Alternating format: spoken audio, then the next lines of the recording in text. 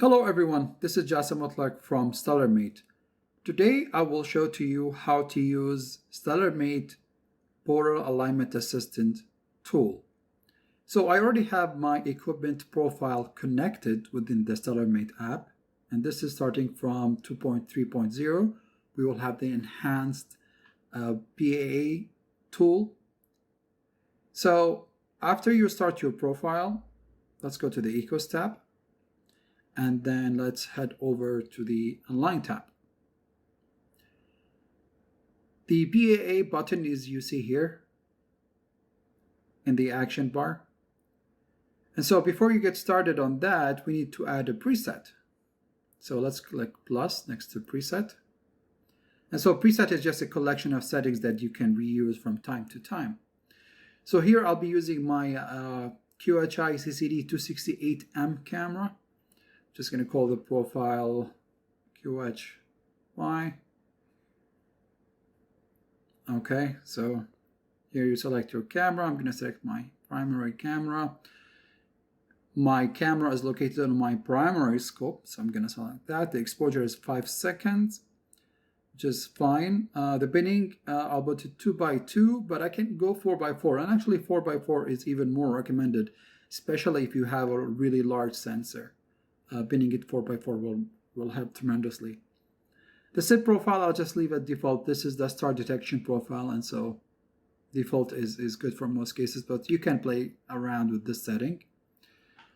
So the filter wheel, it's also from QHI, and I will set L for luminosity. Gain is 0. I don't want any gain on my image right now. And the rest of the setting are on. Yeah, here we're also using dark frames, just to help improve the solving. All right, so this is set. Let's just click Save. Now let's click PAA, and then we have this border alignment box that shows over here. So the settings are the following. We have the mount direction. We either want to rotate the mount to the west or rotate it to the east. And so the way this works basically is that Ecos needs to capture 3 separate images offsetted by some mount rotation value, which is here like 30 degrees. So we'll take a single image, rotates west or east 30 degrees, takes a second image, rotates a final time, takes a third image, and from that image, from these images, it can build a model to estimate the border alignment error and then guide you how to correct that. The important things here is the mount speed. Make sure it's always at the maximum. Sometimes it's not, so just double check that. Mount rotation, the direction, it depends on your obstruction. In my case, it's always west is better than east, so I use west. The mount rotation is the angle you want for each rotation, and so the optimal value is between 15 to 45, and so just 30 is just smack in the middle, and that's good enough for most scenarios.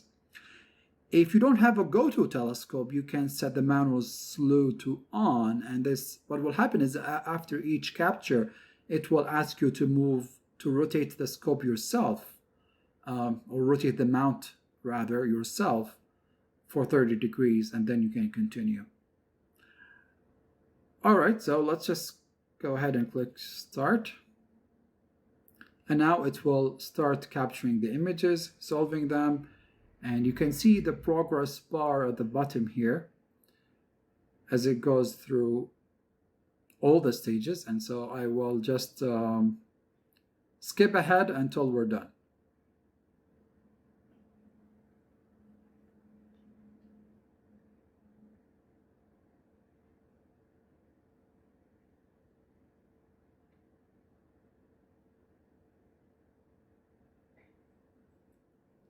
All right, so we're done here, and then we have the polar error displayed here in magenta.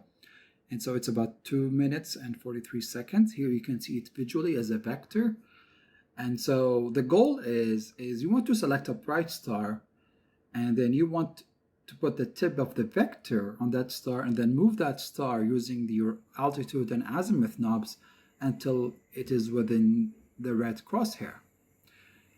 And so you can click around to find a star. You can also use your 2 fingers to zoom out and zoom in.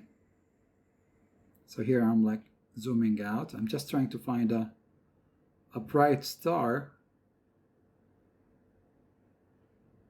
Okay, so here we see like 2 bright star. Let me just go to the one at the top.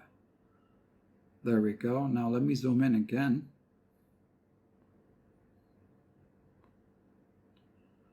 All right, so that's good enough.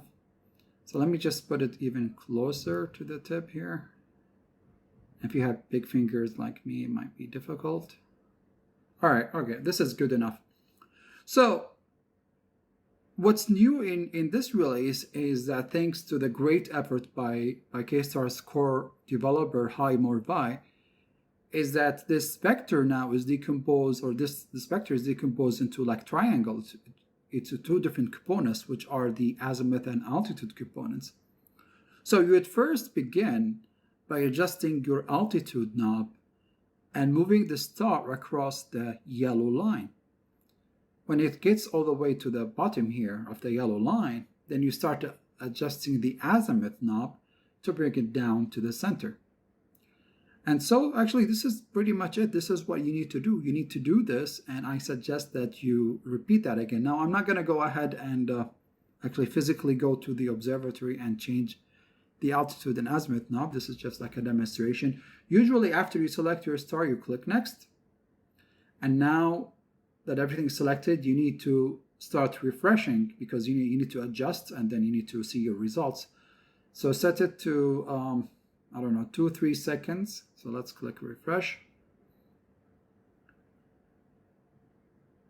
And now you can take your tablet or your iPad and go to your mount and look at the screen and start adjusting your altitude and azimuth knobs until you get that star, just smack in the middle there.